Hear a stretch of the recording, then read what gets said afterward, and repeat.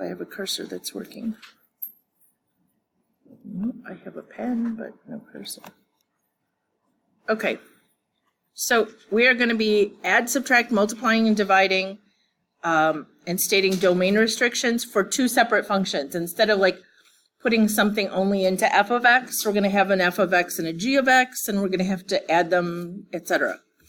We're also going to create composite functions where you put one function inside the other and state the domain restrictions, okay? Again, this is just a note telling you what we talked about already. 1.5a transformations will be on the next quiz, and 0.5 through quad apps expires next week. All right, top of worksheet 11. Two functions can be added, subtracted, multiplied, or divided to form a new function. For the new function, the domain consists of the intersections of the domains of the two functions, excluding values that make a denominator equal to 0. In other words, if it wasn't, it was restricted from the function of either f or g, it is still restricted from the new one, okay? Real quick, this slide is just a review of all the things we've talked about domain. This is an important one, guys. If you have a polynomial function and it doesn't have radicals or a variable in the denominator, the domain is always all real numbers. If you have a function with an x in the denominator, you set the denominator equal to 0 and then you exclude those values. If you have a radical, okay, if you have a radical sign in the function, then you take whatever is underneath the radical under here and you say that must be greater than or equal to 0. I should use a different shape there. Wow, that didn't go well. If this is going to be how my pen works, we're going to stop very soon here. All right, there's different ways to write this, just so you're comfortable. They can write it as f plus g of x, which means you're going to take the f and g functions and add them together. You can subtract them. You can divide them. This is the one that sometimes stumps students because we're going to use the one with an open circle in a minute. Do you remember this? That means you're putting one into the other, okay? But if it just has a dot or it's just right next to each other, that means you're multiplying, okay? So this is a quick example. It says we're going to add f and g. So they took all of f and wrote it down here. Yep, this is not working. All right, so the concept here, guys, was they just added them together. There did happen to be like terms on this example. So they added this, and those dropped out, and they ended up with x squared minus 4. By the way, when it says simplify, you do not factor. It'll say factor if you want an answer factored, okay? Some of you were factoring random things on a quiz. Now, this was a polynomial function, this was a polynomial function, this is a polynomial function. There's no radicals, no denominators, so the domain is just all real numbers. This one is not going to be that way because it's a divide. So it says f over g. So they just wrote the f on top of the g, okay? Now, it so happens that the top factors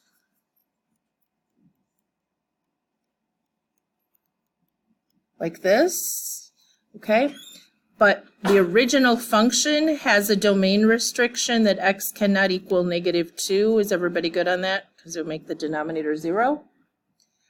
Here we can reduce this out, but you still have to exclude this from the domain.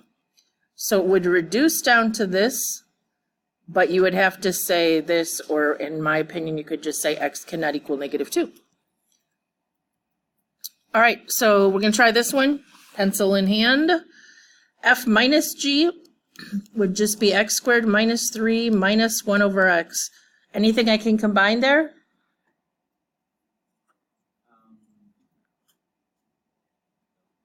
Nope. I could rearrange the terms in a different order if I wanted, but there's nothing I can combine. Is there any restriction on the domain? What can x not equal? 0 because it's in the denominator right here. All right, what are we doing on B? We're supposed to multiply them together. So I'm going to write x squared minus 3 and then multiply the 1 over x out here so I can distribute it. I'll get x squared over x minus 3 over x. Or you could have just written x squared minus 3 all over x. Those are equivalent. I suppose I could have reduced right here. If I divided out an x, I would have had x minus 3 over x. So all those are okay. I would have just left it as a single fraction, I'm thinking. But any of them, what is the restriction on x? Yep, because it's in the denominator. Okay. Any questions so far? All right, so this one is very much the same, but they want us to do miserably add, subtract, multiply, and divide. Okay, I think the only one we might have trouble with is the divide. X squared minus 1 plus 2 over x, where x cannot equal what? So we have f plus g equals, x cannot equal 0, okay? F minus g, make sure you just put the x1 or the f1 first, and then subtract. And again, x can't be 0. All right, f times g, we just did this one. If we put 2 over x times x squared minus 1, this is all over 1. So on the top, what would we get if I distributed the 2?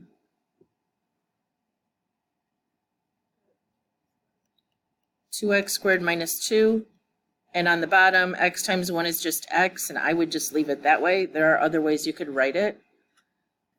X cannot equal what? 0. So that leaves us the tricky one of f divided by g. So I'm going to write it f is being divided by g. Well, what is the rule when you divide by a fraction? Flip it over and multiply. I'm going to move it out front. Oops, but it flips over, Hofbauer.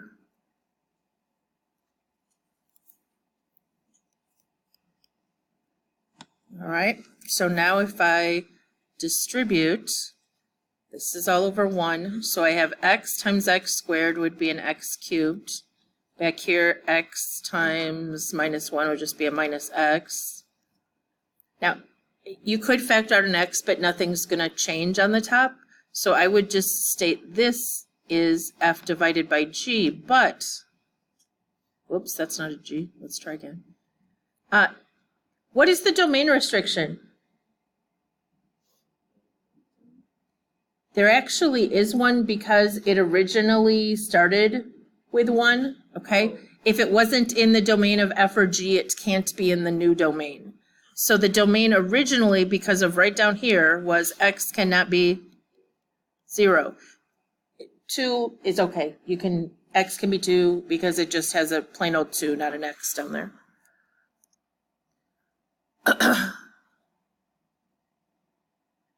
Pretty okay? All right, this one has a radical, but if we add them, we just get x squared plus 4x minus 7 plus the square root of x. Nothing tricky. What is the restriction when it's under the radical? Remember this slide? What did it say? Underneath the radical was, that I scribbled on because my pen wasn't working, greater than or equal to 0. Okay, so we can only take the square root of 0 or larger numbers. So x has to be greater than or equal to 0 is our domain restriction. If we subtract, anything exciting going to happen there? We write the whole first one down and then say minus the second one, and x still has to be greater than or equal to 0. Then it gets a little funky. We are multiplying. So again, I'm going to write the polynomial and then the single termed one out front so that I can distribute it.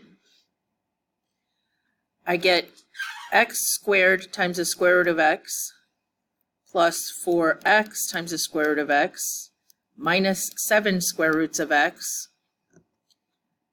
None of those are like terms. They all have a square root of x, but they have various things out front that prevent them from being like terms. So what's the domain restriction? X still has to be greater than or equal to 0. Yep. All right.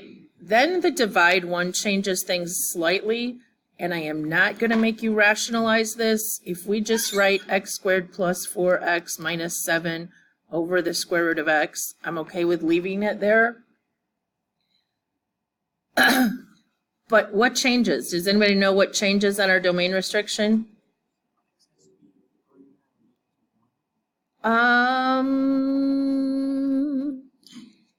It could be a decimal. So it's just greater than 0. But you're right. If I was thinking whole numbers, it would have to start at 1. It can't be 0 anymore. It has to be bigger than 0. But in theory, it could be 0.1 or something. Okay? So greater than 0. It can't include 0 because it's now in the denominator. Everybody good on that one? But you can leave the radical down there. I'm okay with that. Then we switch over and we talk about composition of functions. That's where you put one into the other. And there's different ways of writing it. When I was in school, we just wrote it that way. That meant put G, you started on the inside and you worked your way out, put G into F. Did any of you ever write them that way? And now they write them this way more. This means put G into F, and sometimes they put the X here and sometimes they don't, okay? But you always work backwards or from the inside out. And all values in the domain of G for which G of X is in the domain of F. Okay, what does that mean? Well, basically you can't add things to the domain that weren't in the domain of the original function. So it says, in the composition function f of g, which is read f composition of g or just f of g, the function g is applied first and then f, and it says the domain includes all values in the domain of g. So the original function, all of those values are still included, okay, as long as they're included in the final answer. You just can't add to the domain. All right, so this one is done kind of for us. It says FOG, so we're putting G into F. So we're putting this in here and here. So it was 3 times the quantity 4x plus 2 squared, which they FOILed out. Notice there's 3 terms, okay? And then it's plus 2 times the quantity 4x plus 2 minus 1. So they FOILed this out. Then they would, they distributed back here. And then we'd need to distribute and combine like terms. So they kind of skipped a step here, in my opinion.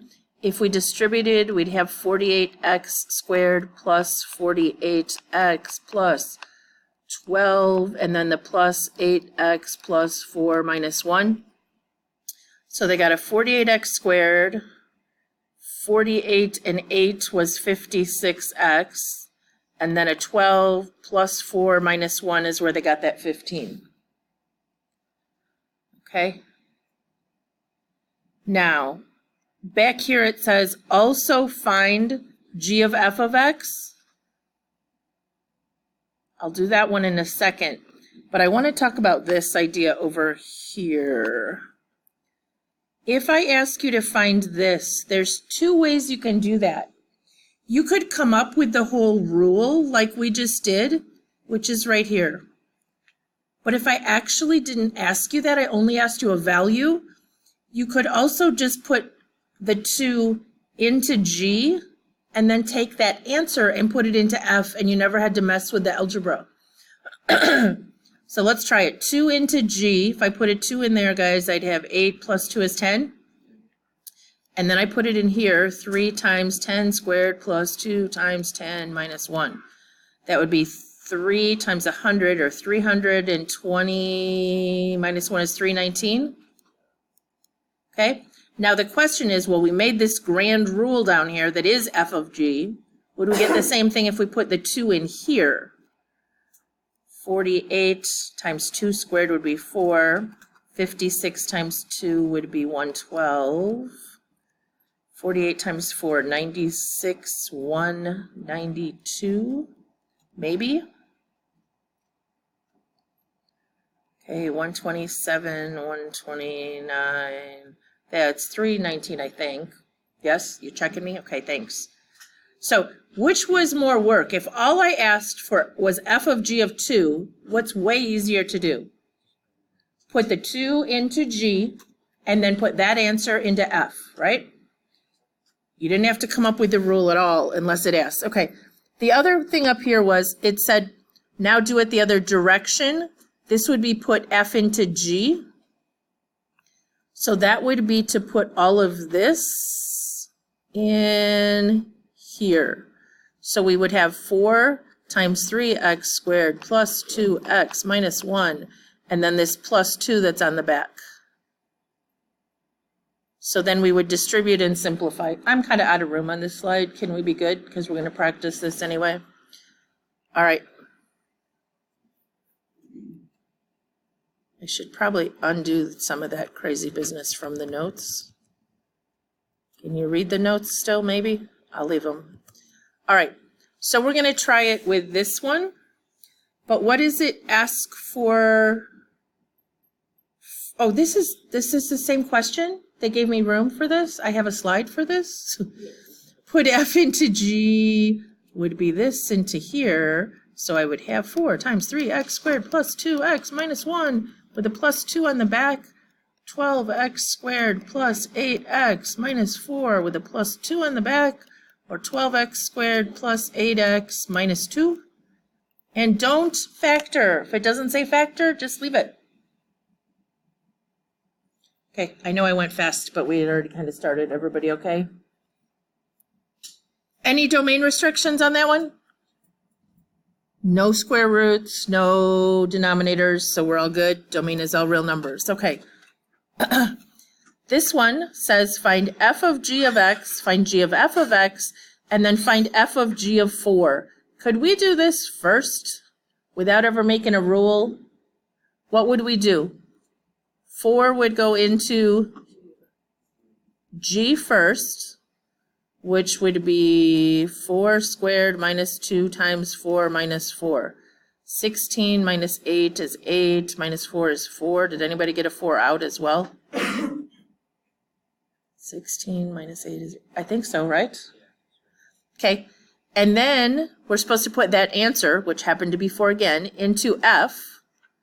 So now we go 2 times 4 plus 1, which would be 9. So we got f of g of 4 equals 9. All right, we can double check that in a minute when we do the rules, because they did ask us to do those. So let's do fog first. Which one goes into which one? G goes into f, which is actually the easier of the two this time, right? 2 times x squared minus 2x minus 4 plus 1. Anybody simplify and see what you get?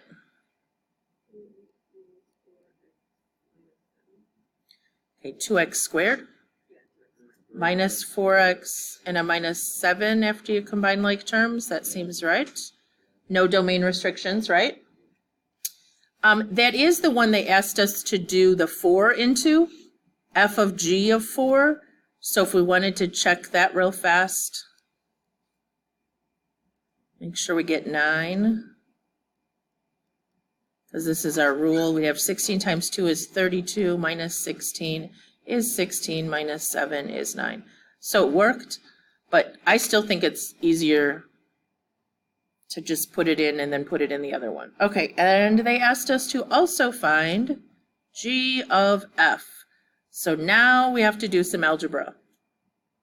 Because we're putting 2x plus 1 in here. We have to square it and back in here. So instead of x squared minus 2x minus 4, I'm putting f in that parenthesis. Okay, guys, what's 2x plus 1? times 2x plus 1. 4x squared plus 2x plus another 2x plus a 1. How many of you are going to multiply 1 by 1 and get 2? That's what I usually do, and then I'm messed up for the whole problem, right? Then I'm distributing back here, so I get minus 4x minus 2, and a minus 4 was on the back. Okay, anybody? Apparently I can't touch that. There we go. 4x squared. Ooh, do those cancel out? 1 minus 2 is negative 1, minus 4 is negative 5. Did anybody get that for stuff? Yes? Okay. We okay? No domain restrictions again, because there's no denominator or radical. All right. What order do you want to do this one in? Just the order it's written this time? Fog. So what goes into what? Ick. 1 over x goes into here. So we have 3 times 1 over x quantity squared minus 4. What's that going to be, guys? 3, yep, because the 1 squared is 1 times the 3 out there, because that's just a 3 over 1. And in the denominator, what? X squared, because 1 over x times 1 over x would be 1 over x squared, okay? Then we had a minus 4 on the back. So this is good. What is the only restriction there? X can't be 0. But remember how it said you can't have things that didn't work in the original function? So originally, x couldn't be 0 either, right? So it's just x cannot be 0. Everything else is good. All right, then it asks us to do g of f. I don't know if this is easier or harder. What do we have to do? Oh, we got to put all this mess in the denominator, right? 1 over 3x squared minus 4. Well, it was easier, but now the domain restriction is a little more complicated. X can't be 0 because of the original function, but it also can't be what? If we do 3x squared equals 4, what do we do next? This is disgusting answer. X squared equals 4 over 3. If we square root that, we get what? Plus or minus 2 on the top over square root of 3. If we rationalize by square root of 3 over square root of 3, we get it cannot equal plus or minus 2 square roots of 3 over 3. Would you like me to not put that on the... Okay. If it had just been x squared minus 4, it would have been much easier, right? We could have just factored and said x can't be 2 or negative 2. But it was a hot mess. Okay. Now what? F of... Whoops, let me get it. F of g of 4. Okay, we could put 4 into g and then that answer into f. Are you down with that? Okay, so 4 into g would make it 1/4, right? Is that what you said? Okay. 1 over 4, and then we're going to put that answer into f, so we'll have 3 times 1/4 squared minus 4. And your handy-dandy calculator will do that for you, but it should be 3 times 1/16 minus 4, or 3/16 minus, ooh, that'd be 64/16. So I'm getting negative 61/16. Did I do it right or not? Is that a no? Is that what'd you get?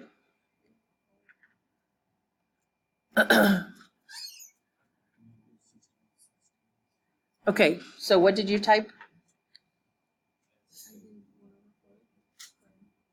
Did you have it in parentheses? Okay. Yep. Okay.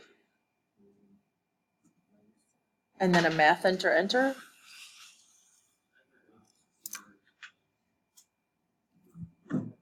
Did you figure out what you did? Just just type it just like it is right there. 3 parenthesis 1 divided by 4, close parenthesis, squared, and then minus 4, math, enter, enter. You good? Okay. What's wrong?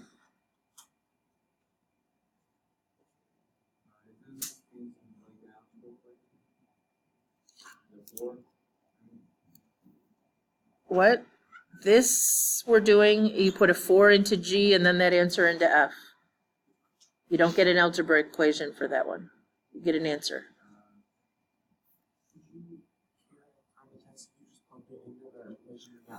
Nope, you totally could have plugged it, because we already did F of G up here, you could have plugged it in here. So it would have been 3 over 16 minus 4, which is what we did anyway. It's just easier if you haven't ever had to generate that equation to go ahead and do it in 2 steps. All right. Can you guys try this one on your own? Maybe I'll even pause the video and give you a minute. I think we're going to skip number 6, so if you have nothing better to do, you can go on to 6, but otherwise...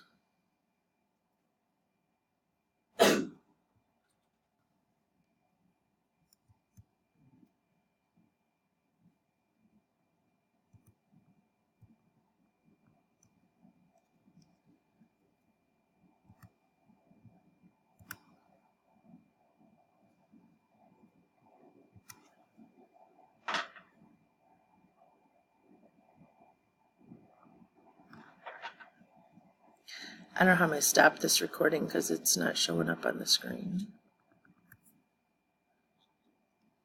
I don't know, we'll figure it out later. Okay, anybody do F of G?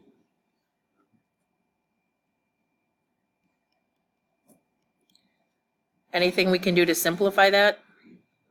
Nope. But what is the restriction? What's under there has to be greater than or equal to 0, so we get greater than or equal to -3. Everybody okay?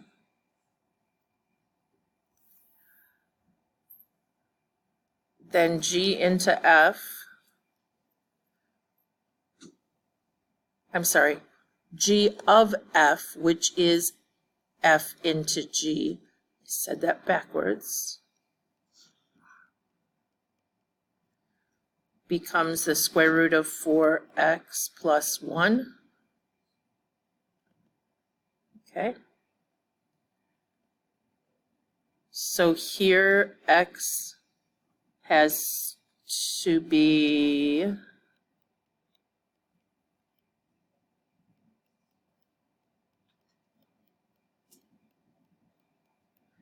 okay. This is still in play, but if we say x is greater than or equal to -1/4, that's more restrictive than this, right? Originally, it had to be just greater than -3, but isn't greater than -1/4 a smaller domain? We've cut out. So this is the more restrictive one that we have to go with. We can't include numbers that don't work in this one. I won't make it tricky like that, okay? F of G of 4. Anybody get an answer there? Oh, yes, I think you're right. 4 square roots of 7 minus 2. I put a 4 in here and somehow thought that that worked, but it doesn't.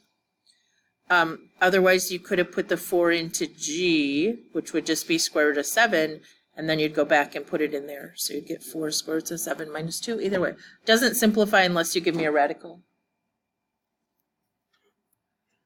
All right, we're skipping that bad boy, and oh, I have one more of these apparently. All right, F of G is supposed to put G into F down here, so we'd have 1 over x squared minus 1 minus another 1, which would become 1 over x squared minus 2, and the denominator cannot equal what? 0, so we get X cannot equal plus or minus the square root of 2. Ugh. And it originally could also not equal what? Actually, because we were putting G into F, I think it didn't have any restrictions here.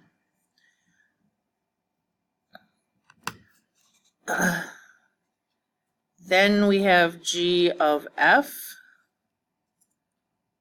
So we're putting F into G, so we have 1 over X minus 1 squared with a minus 1. How about if we just write 1 over X minus 1 quantity squared minus 1. Now, how could you get a common denominator there? I don't know that we want to have any more fun with this. What do you think? This 1 would have to become X minus 1 quantity squared over X minus 1 quantity squared. I vote we just call it good, where X cannot equal what? 1? Yep. All right, then last but not least, we have F of G of 4. We could put the 4 in up here, which would make it 1 over 4 squared minus 2, or 1/14. Or we could put the 4 into the original G, which would be 16 minus 1, or 15, and then put a 15 over here, which would have been 1 over 14. Everybody good? All right, couple more quick concepts. You have some problems like this on the homework. I don't know if you can see very well, but F is the red function, G is the green function, and H is the blue function over here. This means to put 2 into G. You've had to do this on the last quiz, guys. Here's the G function. When we put in a 2, can anybody tell what we're getting out right there? -4, I think. And then put that into F. So now we go to the red function and we put it in -4, and what will come out is a -9. All right, so let's try this one. Put a 5 into H. Can anybody see well enough to tell what's going to come out? Yep, I think so. And then G of -6, that's the green one. If I put a -6 into the green one, I get out +4, it looks like. Okay, what is this one doing though? This is putting -3 into G and then that answer into H, okay? So -3 into G is the green one. If I put a -3 in here to the green one, I get out a 1 maybe? And then we would put a 1 into H. So a 1 into H, I'm going to go with maybe a 6 up here. Does that look good? All right, -7 into F. -7, ooh, that's a good one. -7 into F is what? 0. And then we're supposed to put that into G. G of 0 is -2. All right, I know you didn't have that on your notes, but there are a couple homework questions, which are great homework questions when you get to those, right? Because it's just looking at a graph. There's no work. All right, we have a quick application. Do you have this one? It's not hard at all, guys. 2 travelers are budgeting money for the same trip. The first traveler's budget is 45x plus 350. And the second traveler's is 60x plus 475, where X is the number of nights. So this guy's budgeting $45 a night plus 350 for his spending money in meals or something. And this guy's budgeting 60x plus 475. Okay. If we were to add those together, what would we get?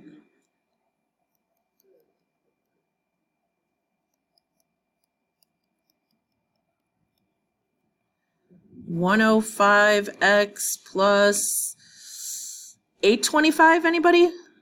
Somebody check if I added that right. Okay, domain restrictions, all real numbers, right? Except for this problem. If this is the problem, yeah, it's got to be 0 or greater if we're talking about nights, right? And that's a relevant domain. It's not a domain of the function, but what's relative to the problem. Okay, what does this composition represent? Yes, so if they go together, if they travel together, right? They can afford a nice hotel that's $105 a night, plus they'll have $825 spending money.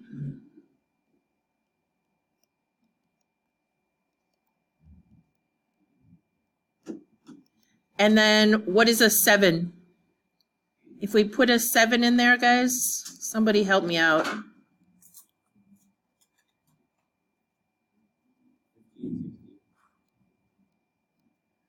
So that would be how much they have to spend if they go for what?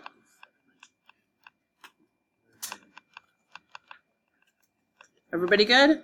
Easy application, super easy. Okay, so page 61 in the book. And those problems are in the Google Classroom if you just want to look at the slides instead of pulling out your book or whatever. But practice this, get on top of this next homework check, right? Some of you drowned in the last one. 4th period, you want to know how many homework checks? I'm going to embarrass them on the video. If there's a class of 30, how many homework checks do you think I got? 3. I think I got 4 or 5, maybe. That's it. So you guys are killing that war. Actually, you guys are killing everything because, like, this class has nobody with a D or an F. So